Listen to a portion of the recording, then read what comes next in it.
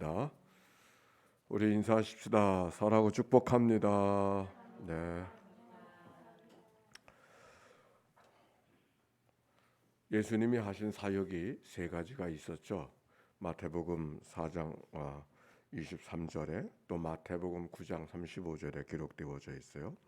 예수님께서는 갈릴리를 두루 다니사 도시와 마을을 두루 다니사 회당에서 가르치시고 천국 복음을 전파하시고 모든 병과 모든 약한 것을 고쳐 주셨다. 가르치시고 천국 복음을 전파하시고 그리고 병든 것을 고쳐 주셨다. 그래서 5장과 6장, 7장의 말씀 속에는 정말 천국 복음을 가르치시는 이야기가 기록이 되어져 있고, 그리고 8장과 9장의 말씀을 통해서는 예수님께서 병든 자를 고쳐주시는 이야기가 쭉 기록이 되어져 있어서 나병 환자도 고쳐주시고 백부장 하인도 고쳐주시고 베드로 장모도 고쳐주시고 귀신 들린 자도 고쳐주시고 중풍병자도 걸려주시고 12해 동안 혈루증 여인도 고쳐주시고 회당장 야이로의 딸도 살려주시고 맹인도 고쳐주시고 귀신 들려 벙어리 된 사람도 고쳐주시고, 그 얘기가 다 8장 9장에 나오고 있습니다. 오늘 여기 읽어진 말씀은 10장의 말씀인데, 10장의 말씀은 이제 천국 복음을 전파하시는, 복음을 전파하시는 이야기가 시작되어지는데, 그래서 12제자를 부르시고 그들에게 교육하고 보내시는 그런 장면의 이야기가 오늘 성경 속에 기록이 되어져 있어요. 우리 한번 10장 1절 말씀 한번 읽어봅시다. 10장 1절이에요. 시작. 예수께서 그의 12제자를 부르사 더러운 귀신을 쫓아내며 모든 병과 모든 악한 것을 고치는 권능을 주시니라. 예수님이 제자를 부르셨는데 제자가 모두 몇 명이에요? 12제자를 부르셨어요. 그들에게 어떻게 하셨다 그랬어요? 더러운 귀신을 쫓아내고 모든 병과 모든 약한 것을 고치시는 권능을 주셨다. 그렇게 말씀하셨어요. 이 말씀 속에 잘 보세요. 권능이 있는 사람을 부르셨어요? 부르시고 권능을 주셨어요? 그렇죠. 권능이 있는 사람을 부르신 게 아니고 능력이 있는 사람을 부르신 게 아니고 부르시고 능력을 주셨어요. 분명 그랬어요. 그러니까 우리 하나님의 부름을 받을 때 난 능력이 없습니다. 나는 자격이 없습니다. 그건 좀 이상한 거예요. 왜? 자격이 부족하니까 하나님이 부르셔서 왜? 권능을 주시려고, 능력을 주시려고 하나님이 부르시는 거예요. 그거 참 이상해요. 그 왜 능력이 있는 사람을 하나님 좀 부르시지 부족하다는데 왜 하나님이 부르시고 계시는가? 모세의 여정을 보니까 모세가 바로의 궁 안에서 능력 있는 삶을 살아갈 때 하나님이 부르지 아니하시고 저 광야에 가서 나는 할 수 있는 것이 아무것도 없습니다. 양치는 일 그것밖에 할 일이 없습니다. 할 때 하나님이 그를 부르셨어요. 그렇죠? 예. 근데 왜 그러셨을까? 능력이 있을 때 하나님 부르시지. 그 이유가 있어요. 왜 그러냐면 능력이 있을 때는 뭘 하면은 자기가 잘나서 한 줄 알아. 자기 힘으로 한 줄 알아. 하나님의 일은 자기 힘으로 하는 게 아니잖아요. 그러니까 내 힘으로는 할 수 있는 것이 없습니다 하는 바로 그 사람을 하나님께서 사용하시면 모든 일을 하든지 내가 한 것이 아니라 누가 하셨어요? 하나님이 하신 것이죠. 하나님이 하셨습니다. 고백할 수 있는 것은 누구나 할 수 있는 게 아니에요. 내가 할 수 있다고 하는 생각이 너무 많고 내가 뭔가를 한다고 하는 생각이 크면은 하나님이 설 자리가 없는 거예요. 그래서 오늘 성경에 보니까 하나님께서 능력 있는 자를 부르지 아니하시고 부르셔서 능력을 주셨다 하는 것을 이 말씀 속에 찾아보게 돼요. 자, 2절에 보니까 예수님의 제자들이 쭉 기록이 되어져 있어. 한번 2절과 3절 말씀 한번 읽어봅시다. 4절까지요. 시작. 12사도의 이름은 이러하니 베드로라 하는 시몬을 비롯하여 그의 형제 안드레와 세베대 아들 야고보와 그의 형제 요한, 빌립과 바돌로메, 도마와 세리, 마테, 알페오의 아들 야고보와 다데오, 가나나인 시몬과 가룟 유다 곧 예수를 판 자라. 모두 12사람. 이거 누군지 이름 외울 수 있어요? 네, 베안야요 빌바 도마야다 시가. 한번 해봅시다. 시작. 베안야요 빌바 도마야다 시가. 그럼 12제자 다 외운 거예요. 다시 한번 해볼까요? 시작. 베안야요 빌바 도마야다 시가. 외우기도 쉬워. 네. 일본말 같기도 하고 그래가지고서. 그런데 여기 12제자의 이름을 보면은 중요한 것은 그 사람들이 다 갈릴리 사람이라는 거예요. 어제 설교 변두리 사람이라는 거예요. 중심축에 있는 사람이 아니라 변두리 사람들. 왜 하나님이 중심축에 있는 서울 장안의 사람을 부르지 아니하시고 저 변두리의 사람을 부르셨을까? 어제 말씀을 하면서 나누면서 이야기했죠. 변두리 사람은 변화에 대한 욕구가 있어요.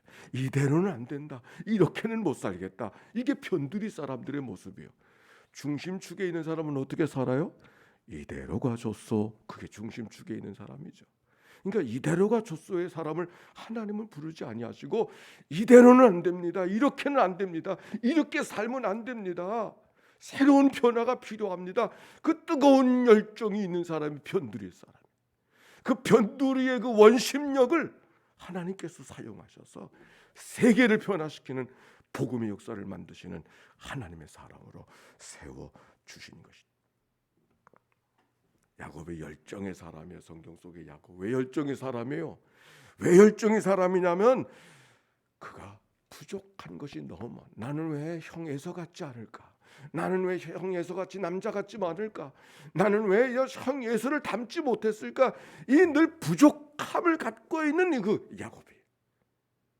그래서 환도뼈가 부러지기까지 나를 축복해 주지 아니하면 당신을 보낼 수 없습니다. 뜨거운 열정을 갖고 하나님 앞에 다가서는 그 야곱은 넉넉해서가 아니에요. 너무 부족해서 하나님 도와주시지 않으면 아무것도 할 수가 없다고 생각하니까 그가 하나님 앞에 부르짖어 간구하는 것이다. 어찌 보면 열등감, 자존감이 높지 않은 사람. 그러나 하나님께서는 그를 사용하신다고 하는 그 말씀. 여기 12제자의 모습이 바로 그런 모습인 것을 우리가 성경을 통하여 발견하게 되어요. 그들은 뭔가 삶을 하나님 앞에 실행할 줄 아는 그런 사람, 바로 12제자들인 것을 발견합니다. 자, 10장 5절에 보니까 이제 예수님이 제자들을 파송하셔. 10장 5절 읽을까요? 시작. 예수께서 이 12를 내보내시며 명하여 이르시되 이방인의 길로도 가지 말고 사마리아인의 고을에도 들어가지 말고 오히려 이스라엘 집에 잃어버린 양에게로 가라 그랬어요. 이방인 사마리아인이 아니고 이스라엘의 잃어버린 집으로 가라 라고 하는 말씀, 그 이스라엘 전체를 말씀하고 있는 것인지 그 이스라엘 사람들의 어떤 잃어버린 사람들에게 어떤 특정한 한정이 되어져 있는 것인지는 잘 구분할 수가 없어요. 다만 복음의 우선순위가 유대인들에게 있음을 말씀하고 있는 것이죠. 왜 그랬을까요? 복음서가 여러 개가 있지만 지금 마태복음은 유대 공동체를 향한 예수를 소개하는, 예수님을 소개하는 책이기 때문에 바로 유대인들에 대한 이야기를 엿볼 수가 있습니다. 그런데 이 말씀 속에 이방인으로도 가지 말고 사마리아인의 고을로 들어가지 말고 오히려 이스라엘 집에 잃어버린 양으로 가라 라고 하는 말씀 속에는 사마리아 사람 이방인은 안중에도 없다, 그럴 말일까요? 아니에요.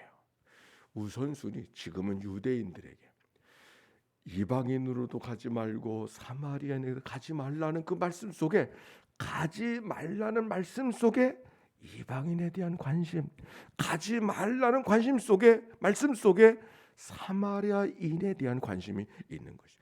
정말 사마리아 사람들, 정말 이방인에 관심이 없으면 언급도 하지 않죠.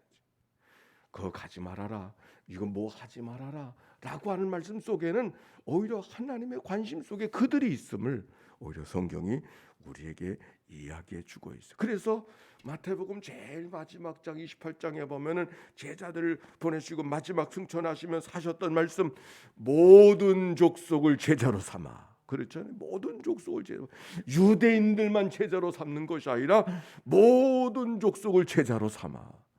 지금 여기 이방인으로 가지 말라, 사마리아인의 골로 가지 말라고 하는 말씀 속에는 다른 의미, 지금 우선순위, 지금 말씀을 듣는 청중이 유대인이기에 그들을 먼저 초청하고 있는 것을, 그들을 향하여 보내고 있는 것을 이 말씀 속에 찾아볼 수가 있습니다. 그러면서 7절에 보니까 가서 전파하여 말하되 천국이 왔다 가까이 왔다 말하고 병든 자를 고치며 죽은 자를 살리며 나병 환자를 깨끗하게 하며 귀신을 쫓아내되 너희가 거저받았으니 거저주라 그랬어요. 천국을 전하고 있어요. 가면서 때를 얻든지 못 얻든지 천국을 전파하라 그랬어요. 천국에 대한 관심이에요. 가서 전파하여 말하되 천국이 가까웠다 하고, 그들이 전하는 메시지는 한 가지예요. 천국이 가까웠다. 여러분, 천국이라고 하는 게 뭐예요? 하늘나라.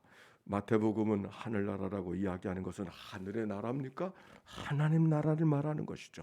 하나님 나라라고 하는 것은 어떤 공간을 말하는 것이 아니라 하나님의 통치, 하나님의 지배, 하나님의 다스림, 하나님의 질서가 있는 자리가 하나님의 나라. 하나님의 질서, 하나님의 통치에, 그것이 바로 하나님 나라, 그것이 천국인 것을 오늘 성경 속에 발견하게 되어지는 것이죠. 로마서 14장인가요? 하나님 나라는 먹는 것과 마시는 것이 아니요 오직 성령 안에서 의와 평강과 희락이라. 오직 성령 안에서 의와 평강과 희락이라. 천국은 다른 데 있지 않아요.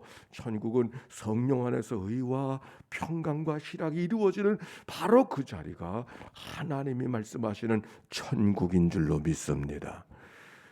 내 안에 있는 것이 내 안에 있는 것이 아니라 너와 나 사이에 있다고 주님께서 그렇게 말씀해 주셨죠. 네. 자, 그러면서 10장 9절에 보니까 전도자들이 가야 될 자세를 가르쳐주는 말씀이 기록되어져 있는데 보세요. 10장 9절 시작. 너희 전대에 금이나 은이나 동을 가지지 말고 여행을 위하여 배낭이나 두보롯이나 신이나 지팡이를 가지지 말라. 이는 일꾼이 자기의 먹을 것을 받는 것이 마땅함이라. 아멘.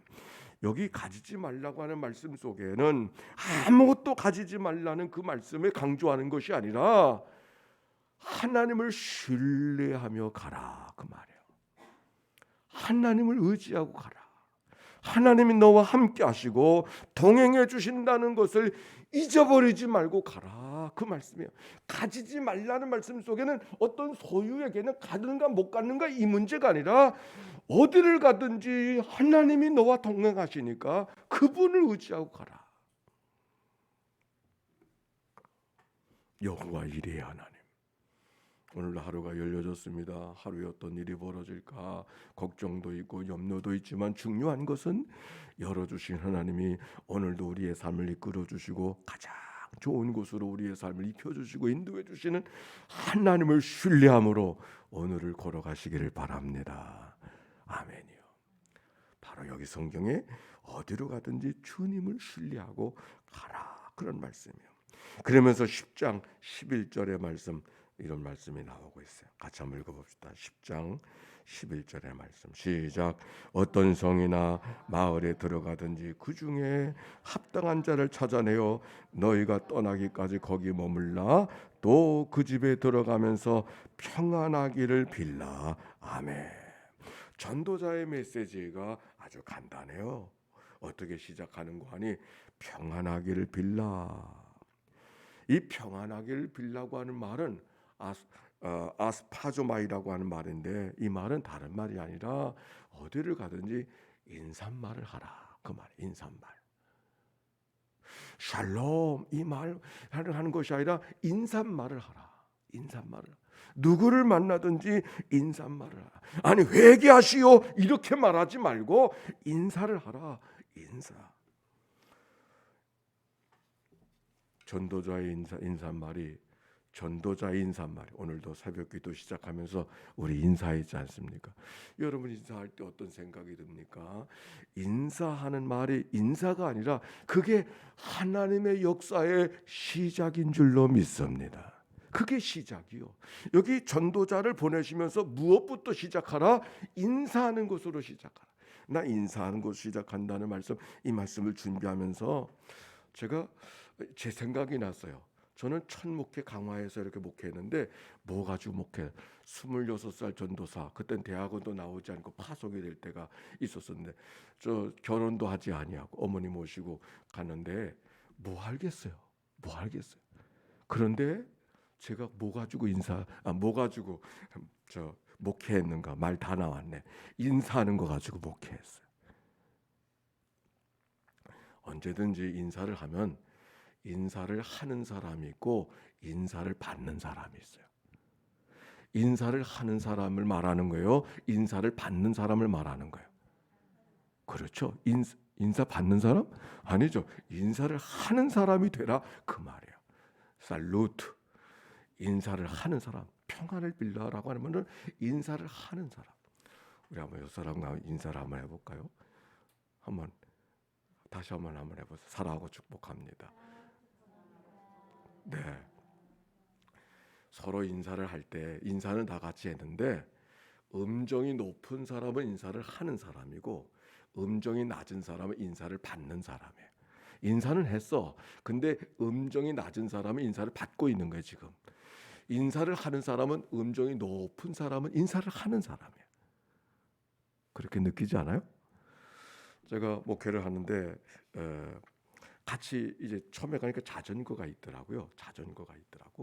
근데 동네 소문이 났어. 어떤 소문이 나냐면 새로운 전도사가 인사를 잘해. 그래. 동네 안 믿는 사람한테 다 소문이 났어. 인사를 잘해. 근데 인사를 잘한다는 말이 무슨 말인가? 자전거를 타고 오면 저렇게 만나잖아요. 안녕하세요. 그리고 다 인사하고 가죠. 근데 그건 인사가 아니에요. 사람이 오면은 가던 자전거를 세우고 한쪽 다리를 자전거에 걸치고 그거 아니고 세워놓고 안녕하세요 어르신. 이렇게 해야 그게 인사를 하는 것이죠. 그렇죠. 같은 모든 게 자전거를 타고 가면서도 인사할 수 있고 자전거에 다리를 하나 멈춰서 다리를 하나 걸치고도 인사할 수 있지만 자전거를 세워놓고 안녕하세요 어르신. 어떤 게 인사를 하는 걸까요? 마지막이죠. 제가 그렇게 했거든. 근데 인사를 한 목회를 인사 하나 가지고서 온 토요일마다 온 마을을 다 한 바퀴를 자전거를 타고 돌아야 마음이 편안하게 돼. 교인 가정이나 안 가정이나 안 믿는 가정이나 한 바퀴를 돌아야 돼. 그러면 인사를 다 하고 다니는 거죠. 오늘 여기 성경에 보니까 우리가 무엇 가지고 전도하는가? 인사하는 거 가지고. 나는 천국 복음을 제대로 잘 전하지도 못하는데 사역리도 모르는데 걱정할 게 없어요. 오늘 성경에 보니까 어디에서 천국 복음을 전파하는 전도자는 인사하는 것으로 시작하고, 그러니까 인사는 인사가 아니고 하나님의 역사를 만들어가는 시작인 줄로 믿습니다. 그러면은 여기 뭐라고 그랬어요? 13절 봅시다. 10장 13절 시작. 그 집에 이가 합당하면 너희 빈 평안이 거기 임할 것이요 만일 합당하지 아니하면 그 평안이 너희에게 돌아올 것이니라. 빌면은 그들이 받아 합당하면 그 평안이 그 가정에 임할 것이요 그들이 받지 않으면 그 평안이 내게 돌아올 것이라. 수지 맞는 일이죠. 시간이 다 됐네. 자, 인사로 시작합시다. 오늘 인사로 따라서 합시다. 먼저 인사합시다. 웃으면서 인사합시다. 음정을 높여서 인사합시다. 예수의 기도입니다. 함께 기도합니다. 하나님의 아들 우리 주 예수 그리스도여 이 죄인을 불쌍히 여기소서. 하나님의 아들 우리 주 예수 그리스도여 이 죄인을 불쌍히 여기소서. 하루가 밝았습니다. 전도자의 인사처럼 인사로 하나님의 역사가 시작되게 하신 것처럼 인사로 천국 복음이 전파되게 하신 것처럼 오늘 그런 삶을 살아가도록 성령님 우리의 마음과 생각을 지켜 주옵소서. 감사합니다. 드려진 예물을 축복해 주옵소서. 예물 속에 담겨져 있는 저들의 간절한 기도와 소원을 연락해 주옵소서. 병상에서 이 아침을 맞이하는 식구들을 주님이여 주님 앞에 올려드리오니 주여 평강과 소망과 치료가 되게 하옵소서. 감사합니다. 성탄 후 첫날입니다. 우리 하나님, 주님과 함께 걸어가는 이 날 되게 하시고 주님의 기쁨이, 주님 주시는 평화가, 아니 왕을 만난 두려움이 우리의 심령 속에 있어지게 하사 살아오던 삶이 아니라 다른 길로 걸어가는 믿음의 하루 되게 해 주옵소서. 인사로 하나님이 역사를 만들어 갔던 주님의 말씀처럼 그러한 삶을 살아가도록 인도해 주옵소서. 예수님의 이름으로 기도하옵나이다. 아멘. 성부, 성자, 성령 삼위일체 하나님의 크신 은혜와 사랑과 역사가 이제와 같이 영원히 함께해 주시기를 축원하옵나이다. 아멘.